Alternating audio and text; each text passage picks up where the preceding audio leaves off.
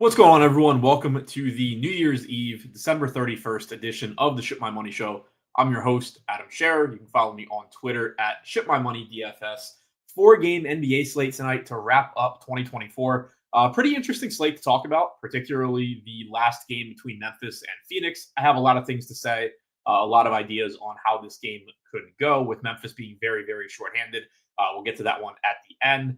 But pretty interesting slate for four games. There are a lot of good plays, a lot of really popular plays. So I'm going to talk about how I'd be approaching it in large field DraftKings tournaments. I'm pretty interested to take a look at it myself because I spent yesterday rebuilding some stuff or building some stuff and kind of changing up my process for selecting lineups in NBA. So interested to see how the exposures look. I'm hoping that I'll like them because I spent a lot of time on that yesterday. It's actually why I didn't do a show. If you are an Endgame Syndicate sub, I do believe there will be a video coming out sometime in the next couple of weeks where Brick, Nerdy, and I talk about the stuff that I was looking at, what I was building and incorporating into my process. So if you are interested in that, should have a video coming up on that relatively soon. I think it'll be with those guys. If not, I'll just do it on my own. But either way, there should be a video coming out shortly on that. So that'll be fun to talk about and talk through. But for this show, as usual, going to go game by game, talking about how I see each game, the players that I'd be getting to if the slate started right now, and all of that. If you have questions, feel free to throw them in chat. I will answer them as I see them if I have something to say. But starting with the Clippers taking on the Spurs, back-to-back for the Clippers. We don't have, as far as I know at least, any injury news that we need to worry about. Their injury report, it's clean. None of the guys that have been in the rotation are on it. Cam Christie, Trenton Flowers, Kawhi, Terrence Mann, PJ Tucker, all out. But that's been the case for the entire season, basically. So nothing that we really have to worry about there. You do get a little bit more variation in playing time with it being the second end of a back-to-back. I gave like 4 minutes to Jordan Miller, for example. He wasn't in the rotation yesterday, but I went that route instead of projecting another 39, 40 minutes to Norman Powell. I went 37 to him, went 35 to Harden instead of 36, 37. But overall, should get a pretty similar rotation. There were a couple of big takeaways yesterday, or one big takeaway in particular. Derek Jones Jr. once again played north of 30 minutes yesterday.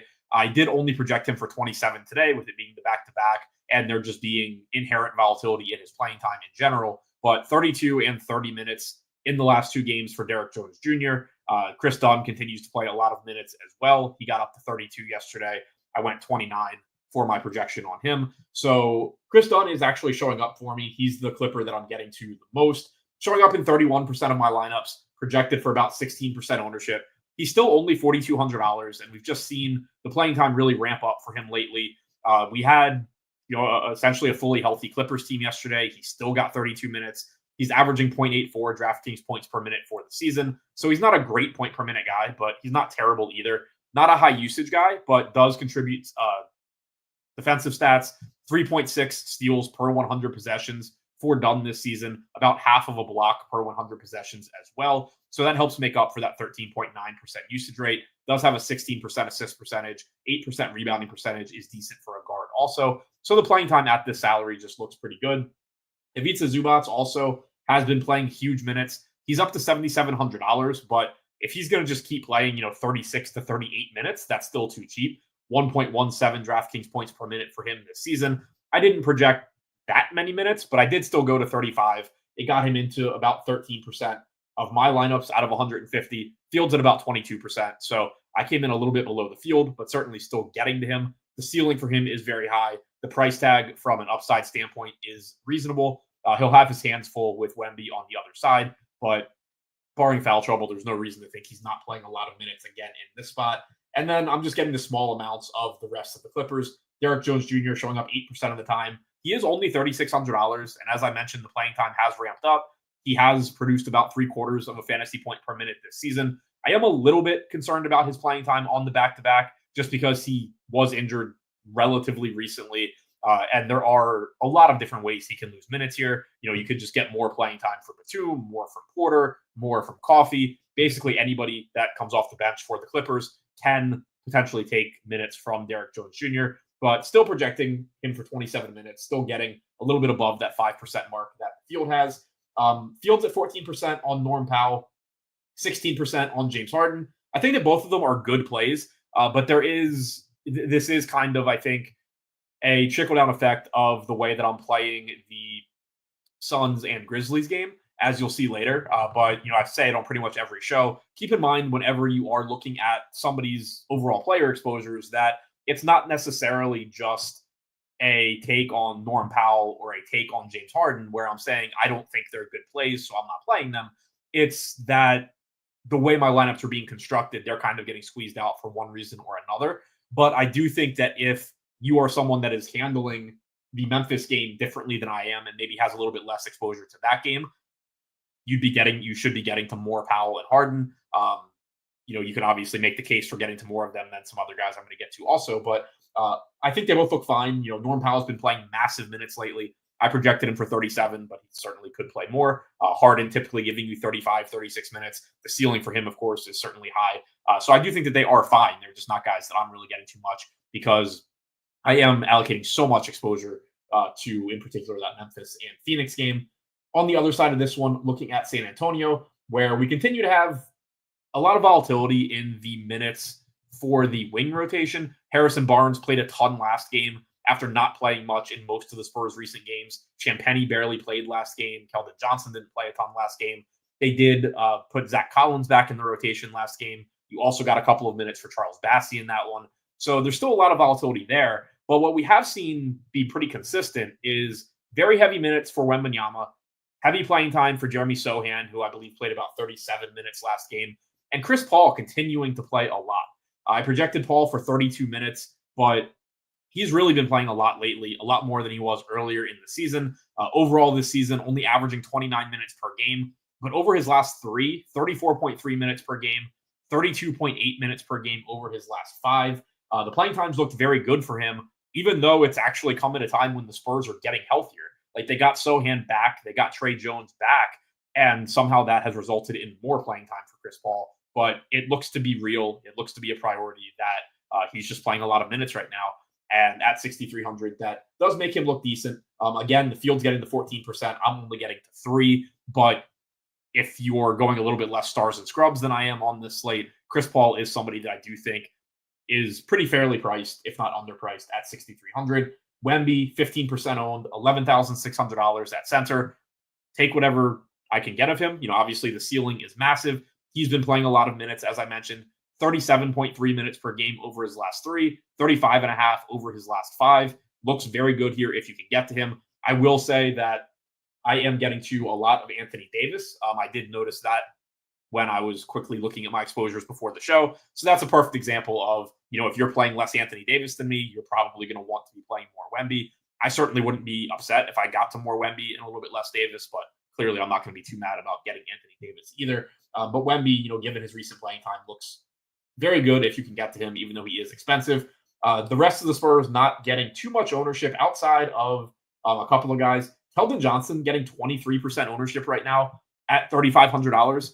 I get it because that's a really cheap price tag, and Keldon Johnson does have the ability to play a lot of minutes. Like he played 27 minutes 2 games ago.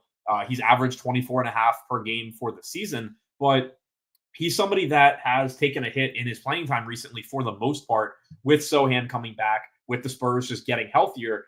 His playing time has gotten squeezed a bit, averaging 20.5 minutes per game over his last 3, 21 over his last 5, 21 over his last 10. I projected him for 20. Like maybe I should give him one more minute, but I still think that at this projected ownership, there's just other cheap guys I can get to.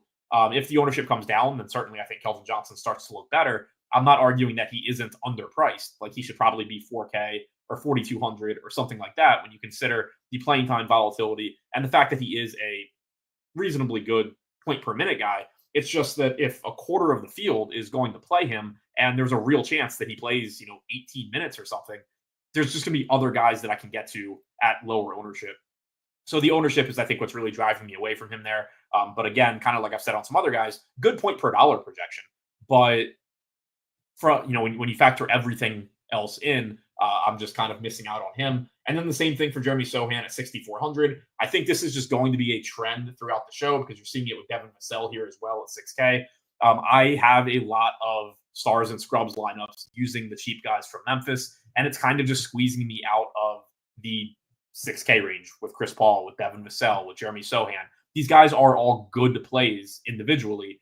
If you are going more balanced, go to those guys. If you're playing more stars and scrubs, they just kind of get forced out because what's happening is that I don't think they're the best point per dollar plays because you have so many cheap guys from Memphis in particular, and they're obviously not the highest raw projected plays because they're not Wembanyama or Anthony Davis or LeBron or guys like that, and so they're kind of just getting squeezed out.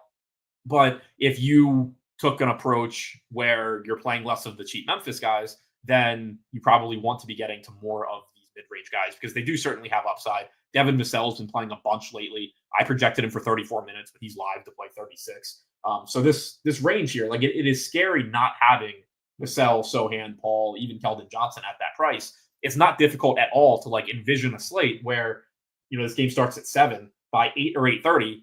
If you don't have one of those guys, you're looking at your lineups and going, oh shit, they 5x'd in the first half or they 6x'd in the first half because they are cheap relative to their ceilings. So just want to reemphasize that I'm not advocating. These are not guys that I have a specific reason to not play. There is a popular guy that I'm not getting to later on that I actually have a take. But here it's just the way things worked out for me. If you're building your lineups in a different way, I think all of these Spurs guys are pretty solid options. Now moving on to Minnesota against OKC. No injury news for Minnesota as well. This team is healthy. Rob Dillingham is out. That doesn't really matter. He hasn't been in the rotation lately anyway. So healthy Minnesota team. We've seen some changes sort of in their rotation lately. Josh Minot's been playing a little bit more. That's not the one that matters a ton. But it has led to Rudy Gobert playing a little bit less, Julius Randle playing a little bit more, Naz Reid's playing a little bit less lately. You're still typically getting close to 96 minutes combined from those three guys. But it's not the exact 96 that it had been for a lot of the season. That was a spot that for a while I thought the industry was kind of missing. If you looked at popular sites projections, they would project 92 or 93 minutes to Reid plus Gobert plus Randle. And it created a situation where by default, somebody in that group was under projected because outside of blowouts, they were playing 96 minutes. That has changed a bit where Gobert's not playing as many minutes. Randle's playing a little bit more, but not to the extent that Gobert was playing before when he was playing 38 to 40. And so now they are playing 92, 93, 94 minutes. So those guys certainly still have upside, but that is a rotational change. And then also we've just seen a ton of Dante DiVincenzo lately. And part of that is he's just played well. And so that is something that you want to keep in mind is most likely Minnesota, as an organization, didn't just wake up 2 games ago and say, hey, we're playing Dante DiVincenzo 35 minutes a night now. He kind of just played his way into more minutes. But there's also not really anything stopping him from playing his way into more minutes because Mike Conley is on the back end of his career. He's averaging around 25 minutes per game. It's just very unusual for him to go play a ton of minutes. And we have seen a little bit of a change where for a lot of the season, DiVincenzo and Nickeil Alexander-Walker were kind of cutting into each other's playing time. Lately, Nickeil Alexander-Walker has actually been very negatively correlated with Jaden McDaniels' minutes to the point where if you go and look back through these last handful of games, which coincide for the most part with DiVincenzo playing a lot, 32 minutes last game for McDaniels, 16 for Alexander-Walker, so 48 minutes exactly. 20 minutes 2 games ago for McDaniels, 29 for Alexander-Walker, so 49 minutes. 35 minutes 3 games ago for McDaniels, 15 for Alexander-Walker, so 50 combined.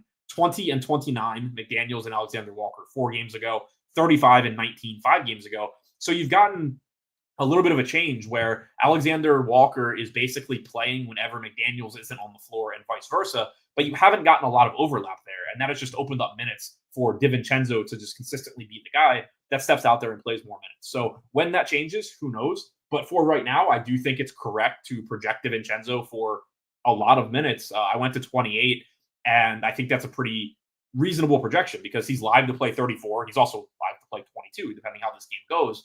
But the rotational changes lately have been favorable for him. That being said, 26% ownership coming into him. I'm not getting to much, even with a 28-minute projection. Once again, though, I think he's a good point per dollar play. I have him projected for 24 DraftKings points at 4,600. There's just other plays that I prefer getting to later on. Naz Reid, same kind of thing at $4,500. High upside, projects for 24 minutes. Good, right around the 5.5x projection. Getting 19% ownership. I only got the 7%. The field's getting to McDaniels a bit at 4,100. If he plays north of 30 minutes, he's going to look like a pretty good value. They're getting to Julius Randle, whose playing time's been up. I think all of these guys, kind of like I was saying about the Spurs, are solid plays. They're just not the ones that I'm making because we'll talk about it when we get to Memphis. But again, like these are all solid plays. There's nothing I'm looking at here and saying like, holy shit, why is DiVincenzo 27% or anything like that? I completely understand it. If he has a good game and you need him to win, it's not even like I'm going to be able to make a case for like, oh, the people that played him got lucky and he was a bad play or anything like that. It's just not the approach I'm taking, at least right now, but certainly a good play from a point per dollar standpoint. Gobert, as I mentioned, playing time has been down a bit lately. He is only 6,400, so you have a ceiling from the standpoint of what if Gobert plays 38 minutes like he was, a couple weeks ago, but the drop in playing time recently, combined with the fact that he just hasn't been as good of a point per minute fantasy producer so far this season, makes him difficult to get to. Only 0.87 DraftKings points per minute in over 1,000 minutes played this year. Usage rates down to 13%. Rebounding percentage of 17.5% is still high, but it's not as high as you would like with Gobert. So all of that stuff working against him outside of basically just saying, throw him in a lineup and hope things go well. Anthony Edwards, obviously very high ceiling, but at 8,800 and guard only, there are other guys that I'm prioritizing, certainly a high ceiling for him. So I'm not getting to much of Minnesota, kind of the trend for these early games. Also worth noting, brutal matchup against OKC. 105 implied total for the Timberwolves is the lowest on the slate. Oklahoma City, an insanely good defensive team. So that, certainly isn't doing any favors to the Minnesota guys either. On the other side for OKC, no Alex Caruso again today. Other than that, nothing that matters. Chet Holmgren, obviously still out. That has been the case for a while. So I am getting to one guy in particular for value from OKC, and that's Cason Wallace. Only projected for 10% ownership. Not an exciting play, not a great point per dollar play. But I think that when you just compare his projected ownership to the projected ownership of even guys that we've talked about already, for example, Dante DiVincenzo. I have Cason Wallace projected like 3 points below DiVincenzo. He's $600 less. So I have like a little bit over a 5x projection on Wallace. I have around like a 5.5x projection on DiVincenzo. When you factor in volatility, range of outcomes, all of that, DiVincenzo obviously is the better play as far as he's more likely to succeed than Wallace, but it's not a big gap. Like DiVincenzo versus Wallace isn't that much more of a coin flip in favor of DiVincenzo. I don't have the actual numbers in front of me, but I would guess it's probably something like, DiVincenzo wins 55, 57% of the time, something like that. So when you're getting that 2.5 to 1 ownership discount, especially on a 4-game slate where it can be difficult to find relatively low owned guys, this is a spot that looks pretty good to differentiate. The minutes should be relatively stable for Wallace with Caruso out. You know that with Oklahoma City, you do have a tendency for Mark Daigneault to kind of mix and match and jerk minutes around for the guys that aren't his main pieces. But when you don't have Caruso, that does make it less likely. Like you could have Isaiah Joe step in and play more than usual. You could have Aaron Wiggins or AJ Mitchell play more than usual, but they're not the same threat to Cason Wallace's minutes as Alex Caruso is. This also is obviously with the assumption that Cason Wallace starts. If Isaiah Joe or somebody else were to start in his place, then you're losing minutes. But right now I have him projected for 30 minutes and at not a lot of ownership. It just looks like a decent way to differentiate. Not a great point per minute guy, but 0.7 DraftKings points per minute. So kind of using him in the same way that I am using Chris Dunn, where I think they are very similar to guys like DiVincenzo in that price range, and they're just getting a little bit less ownership. So I like that pivot. I'm not getting to a ton of anything else from OKC. I am getting to some $4,400 Lou Dort, only projected for 8% ownership. I'm at 13%. I do think this is a game where you could, if he can avoid foul trouble, you could see Lou Dort play a lot. You don't have Alex Caruso from a defensive standpoint, and you do have Anthony Edwards on the other side, somebody that is a very clear, logical match for Lou Dort to just try and be out there for most of his minutes. I'm not projecting Dort to go play 37 minutes like Anthony Edwards because foul trouble does exist, and Oklahoma City does have other good defenders. It's not like they're a team where your only option for a dominant, ball dominant scorer like Edwards is Luke Dort. Like they can handle it a bunch of different ways. But if he can avoid foul trouble, this is a spot where I think maybe you see Dort play a little bit more than his season average. So I do think that at this price and at low ownership, it's another way that you can kind of just pivot away from the more popular guys like DiVincenzo. And then I'm just getting small amounts of the rest of the starters: Isaiah Hartenstein, Shai Gilgeous-Alexander, Jalen Williams. They're all good if you can get to them, but they are also all priced correctly, if not a little bit overpriced. 11K for SGA on a slate where you have Wemby is tough, not to mention other guys. Jalen Williams at 3,100, not, he's only showing up in 1 out of 150 lineups. So this isn't somebody that I would really recommend playing at all. Certainly not much. But I am just kind of curious to see what his minutes look like here. 2 games ago, he played every single minute that Isaiah Hartenstein was not on the floor. Last game, he wasn't in the rotation outside of garbage time, but that was a game, I'm blanking off the top of my head who they played, but I know it was a game where the second unit was small. That was against Memphis. So that was the game where Memphis was starting Jaren Jackson. They had Jay Huff. So there was no real need for Jalen Williams to be on the floor. Now you're getting this Minnesota team that, has Gobert, Reed, Randall out there. I wouldn't be surprised. I'm pretty much expecting that Williams plays most of the backup minutes behind Hartenstein. All of that being said, like he's still center only. I have him projected for 13 DraftKings points. So not somebody I really recommend playing. I just am curious from the rotation standpoint how that looks. Before we move over to Cleveland and the Lakers, David Soto with a pretty easy segue here said, "What site is Adam on? Is it SaberSim?" The site on the screen is SaberSim. Yeah, that's what I use for building lineups. Somebody had asked, Braden asked earlier too, thinking of subscribing to an optimizer. Is SaberSim legit in your opinion? Yeah, I use it. I don't get paid to promote it, but so it's what I use. Like I use it on the shows just because it's what I use. I'm not getting any kickbacks or anything for that. So yeah, it's what I recommend above anything else. Certainly recommend checking it out. I think it's a great product. I think it's the best thing you can use as far as like any individual tool for building lineups and stuff in the industry. And on the topic of sites, as a reminder, if you haven't already, sign up for Endgame Syndicate using the link in the description below. That is the site that I started with Utical, Nerdy Tenor, Brick75. And our goal over there is to provide high-level DFS instructional content, a lot of evergreen videos up over there, stuff that you can go back and watch that can give you ideas to improve your game, to add things to your game. Maybe there's something that you in your head want to do, but you don't really know how. We probably have a video talking about it, and if not, we also have a Discord with us and a lot of other really, really good DFS players that are surprisingly open in talking about things. And I think it's just a really good place to learn, to get better, hopefully to, over time, save yourself money, not be as reliant on subscribing to 100 different sites that all have, like one really good tool per site. You can kind of work to build some of your own stuff or find different ways to use, maximize the subscriptions you do have to sites. That's another benefit is we all are familiar and to some extent, I think, use most of the stuff publicly available. So highly recommend checking that out. I mentioned it earlier too.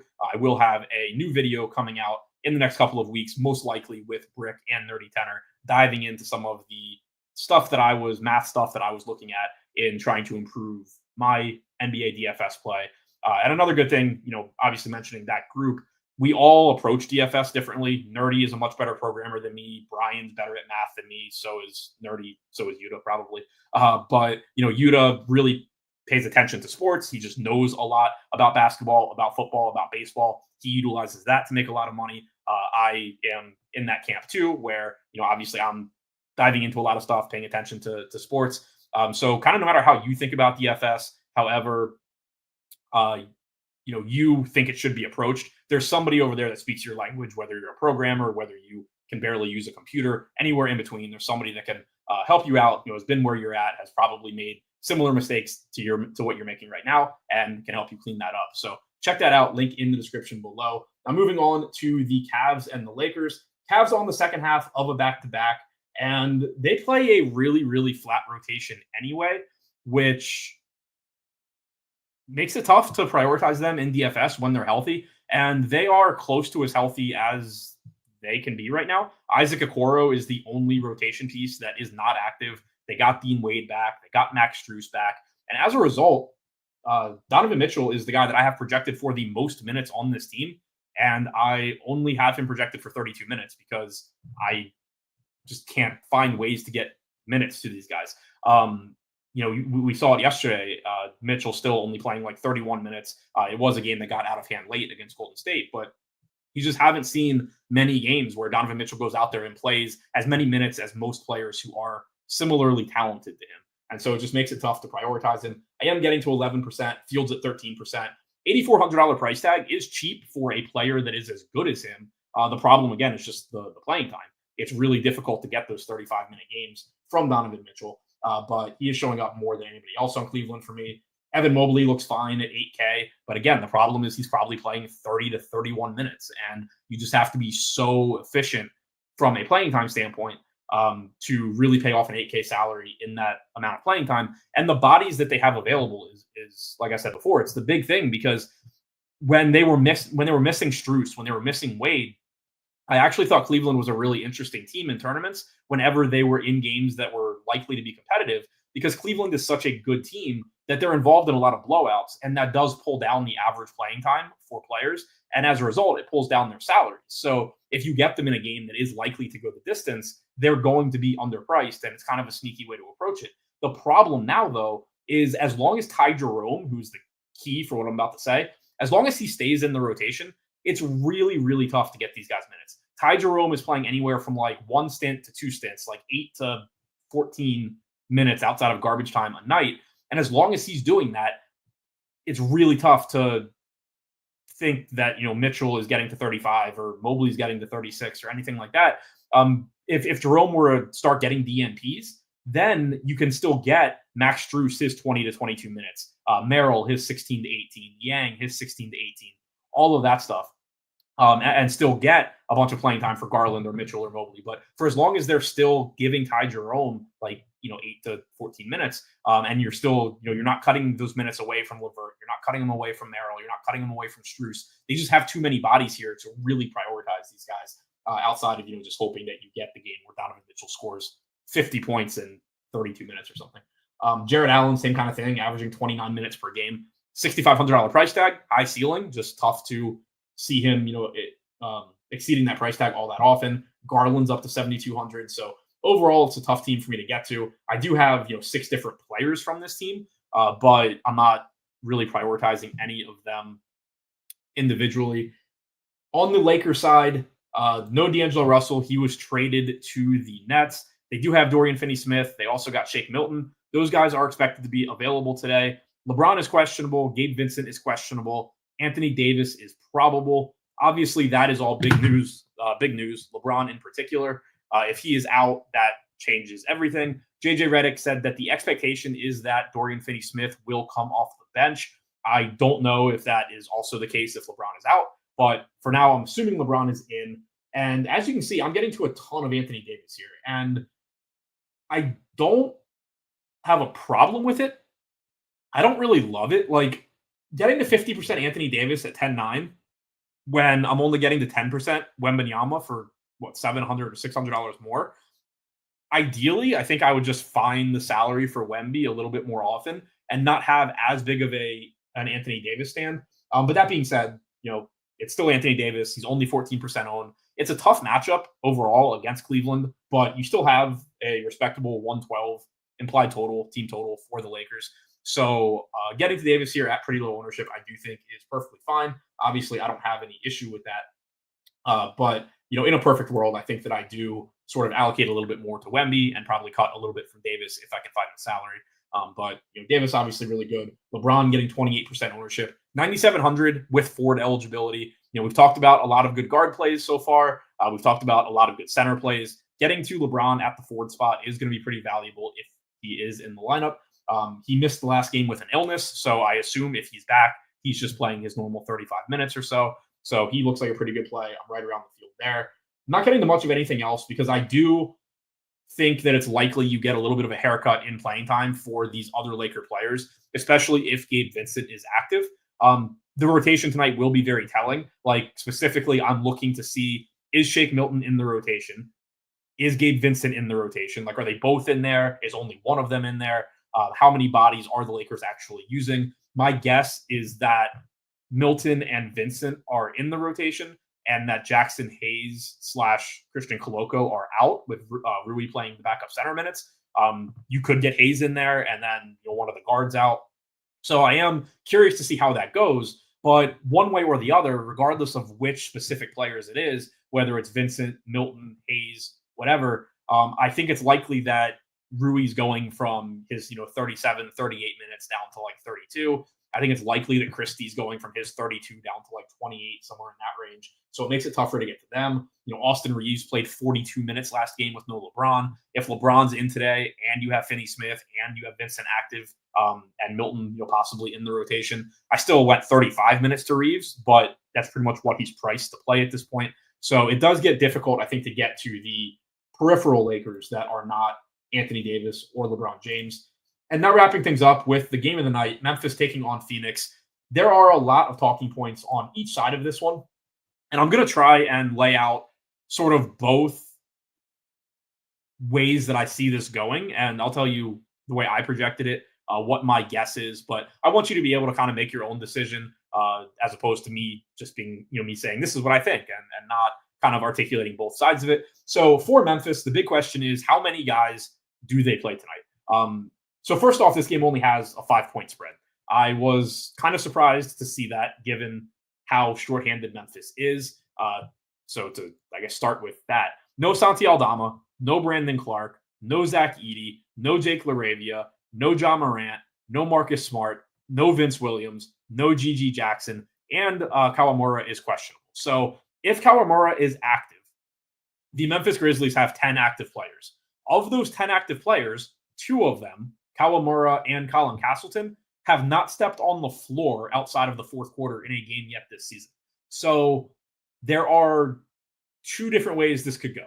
They can use 9 or 10 guys in their rotation, which, as I said, means Kawamura and or Castleton getting rotation minutes for the first time this season. Or Memphis can play an 8-man rotation, which means that they're already going to be popular. They already project as good values. But if they actually play an 8-man rotation, they're still going underowned and being underprojected, and they just all look really, really good. So my thinking here is that they're going to play 8, maybe 8.5. Like maybe you get 6 minutes in the first half from Castleton or something like that. But I projected an 8-man rotation. And the reason is, one, like I said, Kawamura and Castleton haven't stepped on the floor outside of the fourth quarter. Now, obviously, this is a different situation than we've had yet this year. They are really shorthanded, but Memphis has been shorthanded in a lot of games this year. Maybe not quite to this extent, but pretty close to it. And they still haven't given these guys minutes, even when they've kind of had opportunities to do it. Also, as a side note, this game is in Phoenix and not Memphis. Kawamura is like a massive crowd favorite in Memphis. So if like you could probably make like the narrative case that maybe they throw him a handful of minutes if this game were in Memphis, but like that doesn't even apply here because it's Phoenix. So who cares? So I projected 8. The other thing that I kind of thought about for this was, in general, Memphis has, we know Memphis has run flat rotations this year. Taylor Jenkins has, run 10-man rotations, 11-man rotations at times. So the first inclination is just give minutes to everybody. But if you actually go back and look at their last game against Oklahoma City, where they ended up getting blown out, so you got 11 minutes for Kawamura, you got 11 for Castleton, you got 22 for Cam Spencer, but a lot of that was garbage time. 11 minutes, all 11 for Castleton and Kawamura was garbage time. And you got 11 minutes of garbage time for Spencer too. If you look at the first half rotations in that game, they were extremely condensed. Jake LaRavia only played like 9 minutes in the first half. Cam Spencer only played like 7. Luke Kennard even only played like 11 minutes in the first half. They gave like 17 first half minutes to Desmond Bane. They gave like 17 minutes to Scottie Pippen, Jaren Jackson. John Conchar played like 17 in the first half, and he actually got the 34. They brought him back in the fourth quarter for garbage time. Jalen Wells played like 16 in the first half. So they actually went with the condensed rotation there, as opposed to running it flatter and giving more minutes to LaRavia, giving a couple more minutes to Huff, who also only played like, I think, 10 minutes in the first half. So based on how condensed their rotation was last game for their main pieces, and also like this is a Memphis team that even though they've been shorthanded all year, they're the 2 seed in the West right now. This isn't a Memphis team that's jockeying for lottery position and is incentivized to play as many guys as they can in 24 minutes and make sure they lose this game. Like they would like to pull this one out. They're only 5-point dogs against Phoenix. We know Phoenix has had their share of issues this year as well.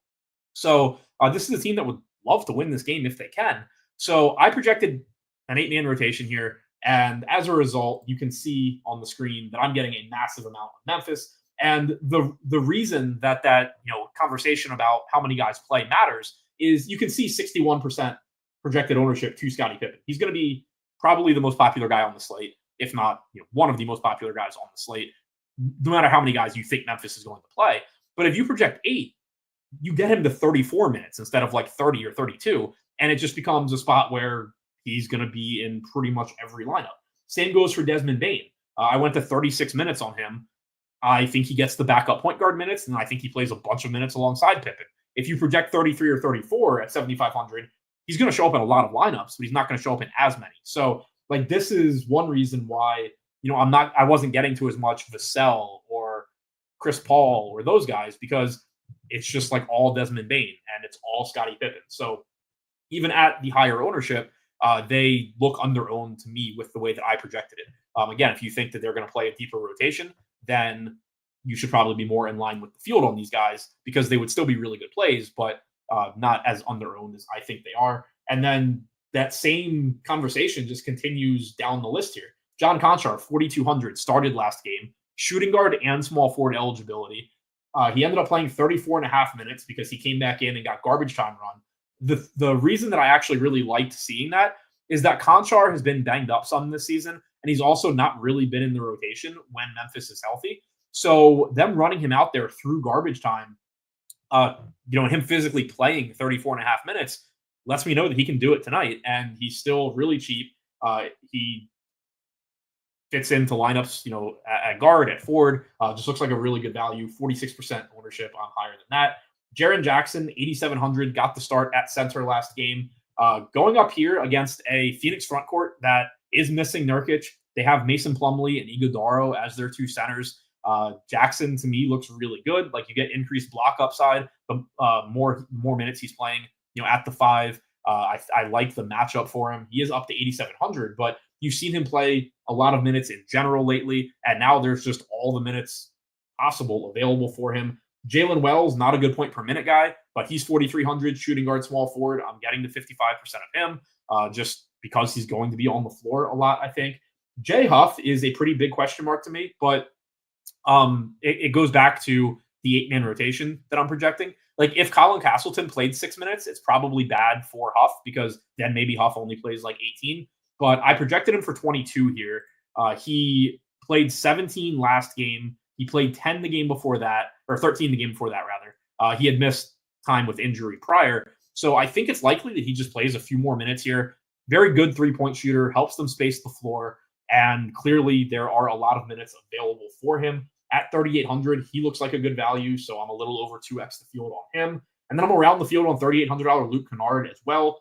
He ended up playing 28 minutes last game, or 27 minutes last game. He played through garbage time. But again, he's somebody that I talked about prior to that game.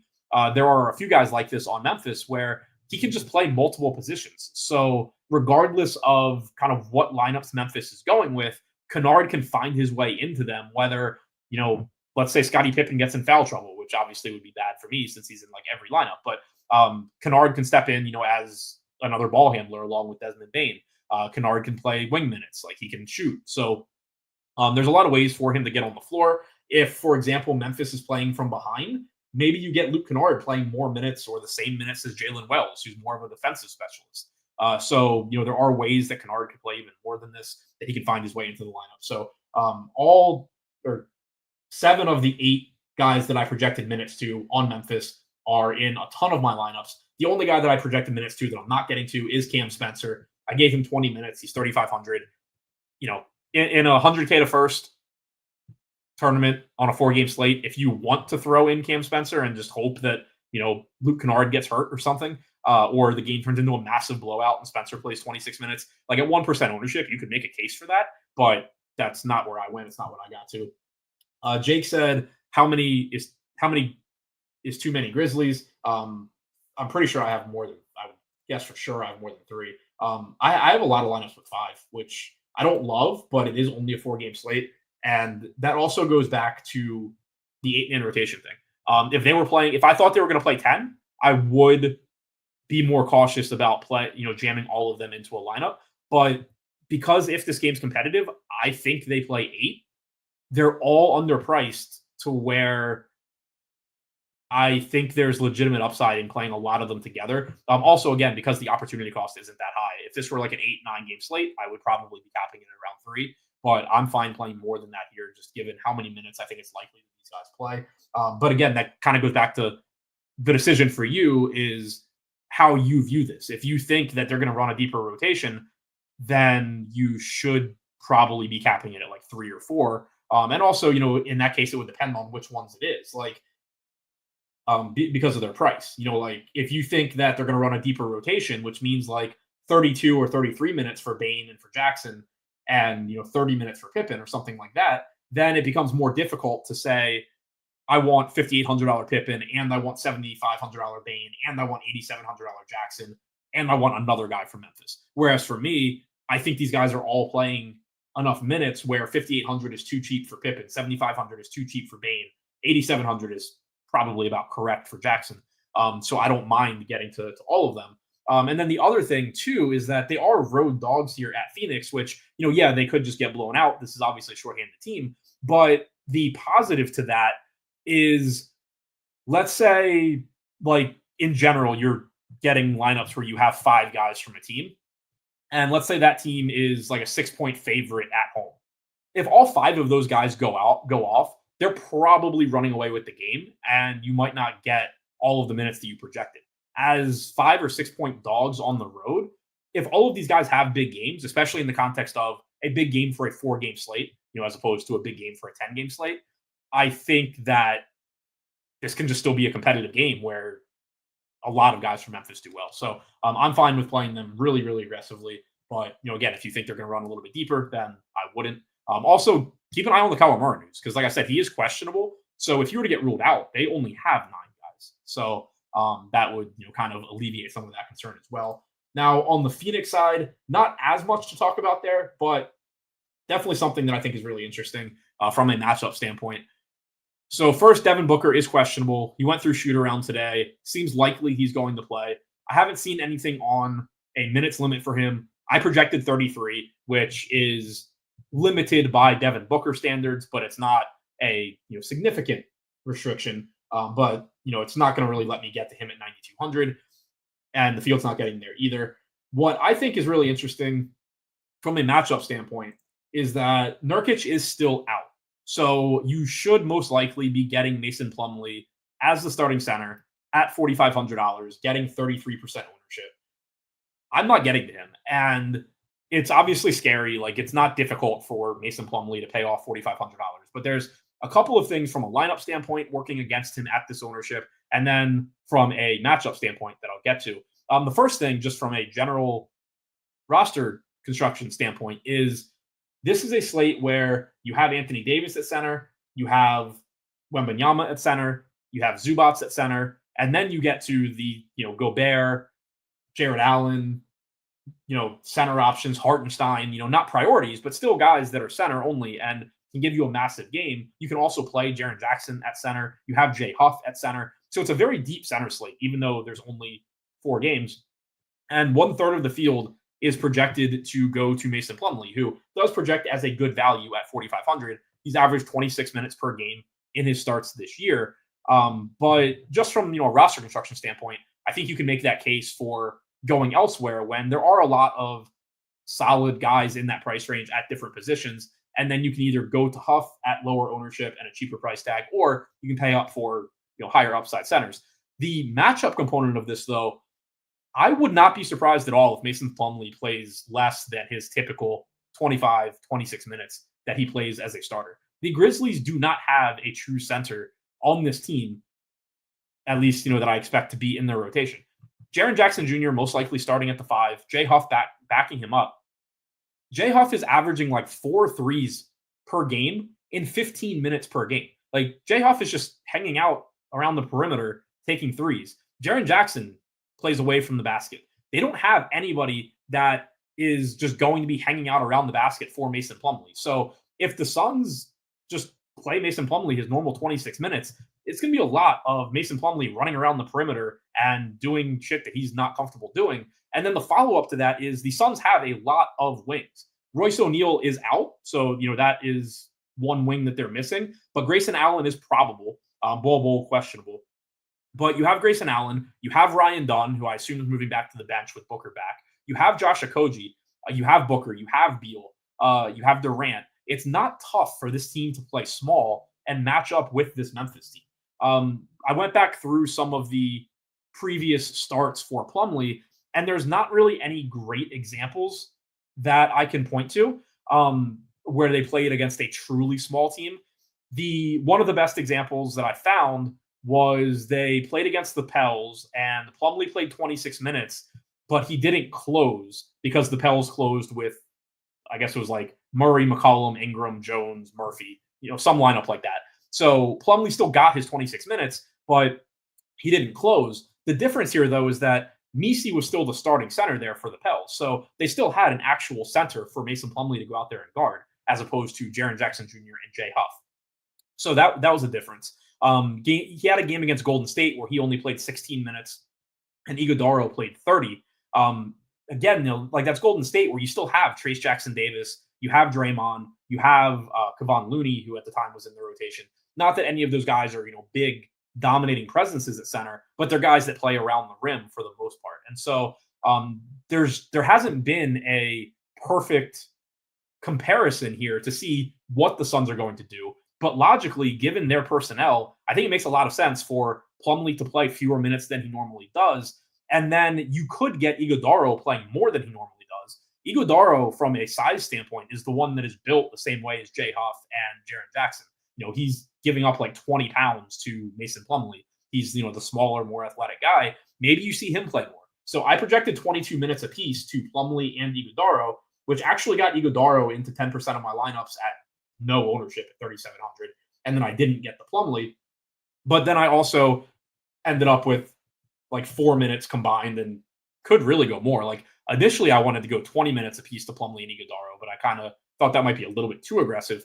But I would expect, like, even if Plumlee ends up playing 24 or 26 minutes, I'd be very surprised if the closing lineup here is not Tyus Jones, Devin Booker, Bradley Beal, Kevin Durant, and then if they're playing from ahead, Ryan Dunn. If they're playing from behind, Grayson Allen. And, assuming a competitive game. So that immediately knocks off a few minutes that you're projecting to the centers. And then again, I just think that Iguodaro, if they do keep a center on the floor for most of the game, I just think Iguodaro takes a couple minutes from Plumlee. And I do think it's live that, like, Okogie just plays 18 minutes instead of the 10 I projected him for, and you really don't get a lot to the centers here. So, not that, like, I could be wrong, but that's how I see this rotation playing out for Phoenix. And for all of those reasons, I'm not getting the Plumlee. I am getting to a little bit of Iguodaro. I'm getting to 18% Bradley Beal, 5% projected ownership. Salary has come up with Booker being out. And again, I'm assuming Booker is back today. But you can play Beal at shooting guard and small forward, and he's just not getting any ownership. He does have some positive correlation with all these Memphis guys that I'm playing. Like, if I'm playing lineups with 5 guys from Memphis, it's not that I want to play somebody from Phoenix because I'm worried about Memphis blowing out the Suns. But if that game does go down to the wire and Memphis does play this tight 8-man rotation that I'm projecting, then somebody on the Suns is probably doing pretty well. So getting to Beal at low ownership makes sense. Tyus Jones offering some value at 5,200. Iguodaro as a leverage play makes a lot of sense. Like, I have no confidence in him doing well, but why not? If you're playing a lot of lineups and you're not playing Plumlee, like, you're on the same page with me there, why not mix in some Iguodaro and negatively correlate directly with Plumlee? So I think he makes some sense in large field tournaments. I wish I were getting the more Kevin Durant at 9,600, getting 30% ownership, playing a ton of minutes. I think he's going to get minutes as the small ball 5, like I said, which is valuable. So I wish I were getting more of him, but at the same time, he is getting 2.5 times the ownership of Anthony Davis, different positions and cheaper price tag. But, when you talk about these other pay up options, I think I'm just kind of probably losing some Durant because of Davis. I'm getting to a lot of Jaren Jackson at a little bit lower ownership and a little bit cheaper price tag. So I would throw Durant in that bucket with Wemby, where I wish I were getting more. They're probably the two guys that I really wish I were getting more, as opposed to the guys like Chris Paul, where it's like, I wouldn't be upset if I got more, but I'm not really that scared about not having him. Not having Durant feels like a pretty aggressive stand, and I don't really have a reason for it other than he didn't show up in lineups. I think he's a good play, but again, I'm getting some other guys at lower ownership that I do like. Booker's a tough sell at 9,200, assuming he's not playing all of his minutes. Ryan Dunn, 3,900. I assume he's going back to the bench. So, nothing too crazy for me other than really wanted to hit on the Mason Plumlee point. And then, as you can see, not getting to a lot of Durant, but that's something that I think is probably more likely to change than the Plumlee piece. I think I could actually give an extra minute to Durant probably too if I wanted to. I think he is a really good play. So that one's scary. The Plumlee one is scary in the sense that he's really cheap and it could go poorly, but I'm relatively confident in how that's going to go. You can obviously never be too confident when you're just trying to guess what an NBA coach is thinking, and you don't really have a whole lot to fall back on. But it, to me, seems like a very logical, reasonable guess. So I'm not likely to get too much Plumlee. Hopefully he doesn't do well. Josh said, would you take over 10.5 rebounds for Plumlee or over 13 rebounds plus assists? I don't have rebound assist projections in front of me. I think Plumlee plays less minutes than normal, but that doesn't necessarily mean anything in regard to your question, because I don't know the prices. I don't have a projection in front of me, and I haven't run any sort of sims on it, so can't really give you an answer. Other than I would say if you're looking at publicly available projections, just look at the minutes, and if he's projected for 26 minutes or something, and it's close to the line, then I would think that I don't really like the over. If he's projected for 20 minutes and over the line, then I would say the over probably looks good. So I would look at the minutes and look at the projection if you have something that you can look at. Choke Coldham said max 3 per team. No, I took down 8 game with 5 Mavs before, but allow 4 unless extreme value. Yeah, it's a really tricky spot. Normally 3 is kind of the logical cap, I think, but there are exceptions, and the shorter a slate gets, the more you should be willing to play additional guys from a team. And then also the cheaper that the players are, the more shorthanded a team is, the more you can play from a team. So you don't want to just set a hard and fast rule. I never play more than 3 players from a team. It's a good general point, but I do think Memphis, for me at least, is an exception here. Billy said, Happy New Year's. Thank you for the live streams. Good starting point for daily fantasy. Such a busy day for me. Favorite prop tonight or FanDuel play? Honestly, don't know either one. I haven't bet any props today, and I haven't pulled up FanDuel. I would assume that a lot of this carries over to FanDuel. Obviously pricing is going to be different, but Memphis is going to be just as shorthanded on FanDuel as they are on DraftKings. Obviously, you can only play 4 of them there. So without knowing their specific prices, I would say that your best plays are still some combination of Scottie Pippen, Jaren Jackson, Desmond Bane, Conchar, Kennard. They're still going to look really good, even if it's kind of in a different order than on DraftKings. Wemby is just going to be a better play on FanDuel than DraftKings because you can play him at power forward and because blocks are rewarded more, which is a big part of Wemby's game. So those are kind of 2 things off the top of my head that they looked good on DraftKings, but they look better on FanDuel.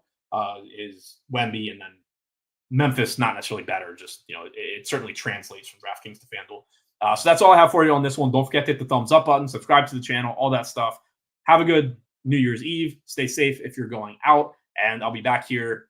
Assuming there's games tomorrow, I haven't actually looked, but assuming we have a normal New Year's schedule tomorrow, I'll be back here tomorrow. If we have a weird schedule, I'll be back here on Thursday, but I'll be back sometime this week. Don't forget to subscribe so you get notifications for when those shows will go live, and good luck on your lineups.